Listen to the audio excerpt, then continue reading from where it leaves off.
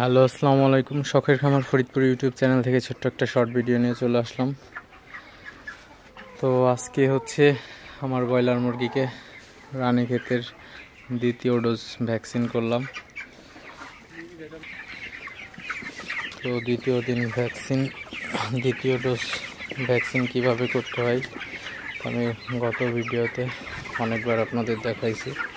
তো আজকে জাস্ট শুধু ভ্যাকসিনগুলো মিশিয়ে তারপরে দিয়ে দিলাম। তো ভ্যাকসিন দেওয়ার পর অবশ্যই মুরগিগুলোকে তাড়াই দিবেন, যাতে ভালোভাবে সবগুলাই ভ্যাকসিনের পানি খাইতে পারে।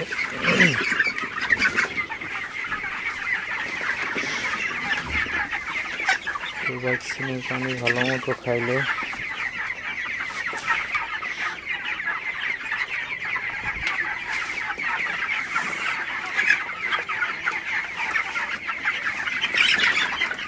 তো ভ্যাকসিনের পানি যেন অবশ্যই সব মুরগিগুলো খাইতে পারে। তো অবশ্যই সেজন্য সব মুরগিগুলোকে তাড়াই দিবেন যাতে ভ্যাকসিনের পানি খায়।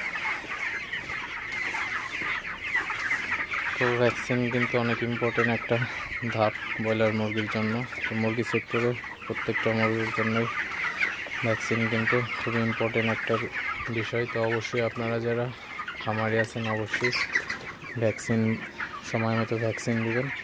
তো ভ্যাকসিন দিলে কিন্তু রোগমুক্ত থাকা যায়।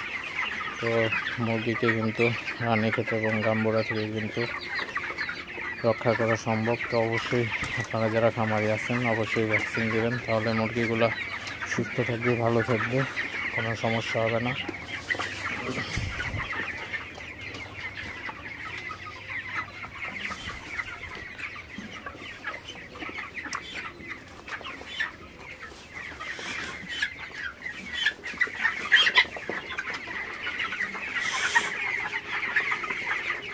তো যেখান দিয়ে মুরগি ঘন আছে সেদিক দিয়ে মুরগিগুলো তাড়াই দিবেন, তাহলে সব মুরগিগুলো যাতে সমানভাবে ভ্যাকসিনের পানি খাইতে পারে।